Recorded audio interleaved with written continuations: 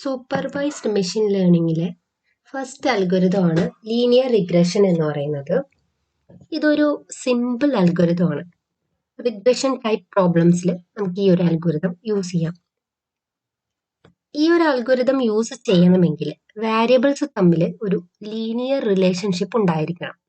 For example, നമ്മൾ house price prediction നോക്കിയില്ലേ നേരത്തെ, അതിലെ ഒരു ഫീച്ചർ എടുക്കാം. നമുക്കൊരു സ്ക്വയർ ഫീറ്റ് എന്ന് പറഞ്ഞ ആ ഒരു ഫീച്ചർ എടുക്കാം.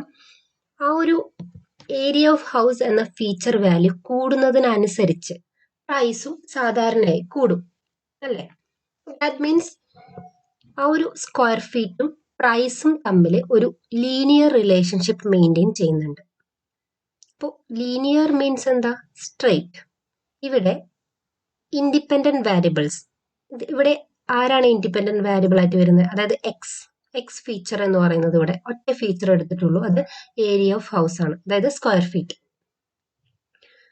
ആ ഒരു ഇൻഡിപെൻഡന്റ് വാരിയബിൾ വൈ അഥവാ ഡിപെൻഡന്റ് വാരിയബിൾ ആയിട്ട് ഒരു ലീനിയർ റിലേഷൻഷിപ്പ് മെയിൻറ്റെയിൻ ചെയ്യുന്നുണ്ടെങ്കിൽ, അതായത് ഡിപെൻഡന്റ് വാരിയബിൾ എന്ന് പറയുന്നത് പ്രൈസ് ആണ് ഇവിടെ.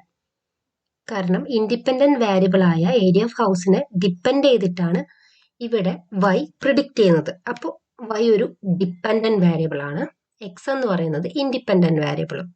നമ്മുടെ പ്രിഡിക്ഷൻ ആണ് ഡിപ്പെൻഡന്റ് വാരിയബിൾ, ബിക്കോസ് അത് ഇൻപുട്ടിനെ ഡിപ്പെൻഡ് ചെയ്തിട്ടാണ് പ്രിഡിക്റ്റ് ചെയ്യുന്നത്. അപ്പോൾ ഇൻഡിപെൻഡന്റ് വാരിയബിൾസും ഡിപ്പെൻഡന്റ് വാരിയബിൾസും തമ്മിലൊരു ലീനിയർ റിലേഷൻഷിപ്പ് മെയിൻറ്റെയിൻ ചെയ്യുന്നുണ്ടെങ്കിൽ നമുക്ക് ലീനിയർ റിഗ്രഷൻ അൽഗോരിതം യൂസ് ചെയ്യാൻ സാധിക്കും. ഫോർ എക്സാമ്പിൾ, ഇപ്പൊ നമ്മളൊരു ഗ്രാഫിൽ അത് പ്ലോട്ട് ചെയ്യുകയാണെങ്കിൽ എക്സിൽ നമുക്ക് ഏരിയ ഓഫ് ഹൗസ് എന്ന് പറഞ്ഞിട്ട് പ്ലോട്ട് ചെയ്യാം. അതിൽ ഓരോ ഇപ്പം ഇത്ര സ്ക്വയർ ഫീറ്റ് ഉള്ള ഹൗസസ്, അപ്പോൾ 1000, 2000, 3000 എന്ന് പറഞ്ഞിട്ട് നമുക്ക് എന്താ എക്സിൽ പ്ലോട്ട് ചെയ്യാം. അതുപോലെ തന്നെ 1 lakh, 2 lakh, 3 lakh എന്ന് പറഞ്ഞിട്ട് പ്രൈസ് നമ്മൾ വൈയിൽ പ്ലോട്ട് ചെയ്യുവാണ്. അതിനുശേഷം നമ്മൾ ഓരോ സ്ക്വയർ ഫീറ്റ് ഇൻക്രീസ് ചെയ്യുന്നതിനനുസരിച്ച് പ്രൈസും ഇൻക്രീസ് ചെയ്യുന്നതായിട്ട് നമുക്ക് കാണാം.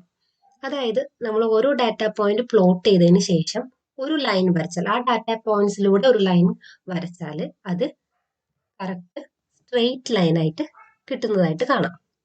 അതായത് ഓരോ തവണ എക്സ് വാല്യൂസ് ഇൻക്രീസ് ചെയ്യുമ്പോൾ വൈയും അതിനോടൊപ്പം കൂടുന്നുണ്ടെങ്കിൽ അല്ലെങ്കിൽ കുറയുന്നുണ്ടെങ്കിൽ അതിനർത്ഥം എന്താ? എക്സ് ഫീച്ചേഴ്സിന് എത്രത്തോളം മാറ്റം ഉണ്ടാവുന്നോ അത്രത്തോളം അത് ഔട്ട്പുട്ടിനെ ബാധിക്കുന്നു. ഫീച്ചേഴ്സിന്റെ ആ ഒരു മാറ്റം എത്രത്തോളം ഡിപ്പെൻഡന്റ് വാരിയബിളിനെ ബാധിക്കുന്നു.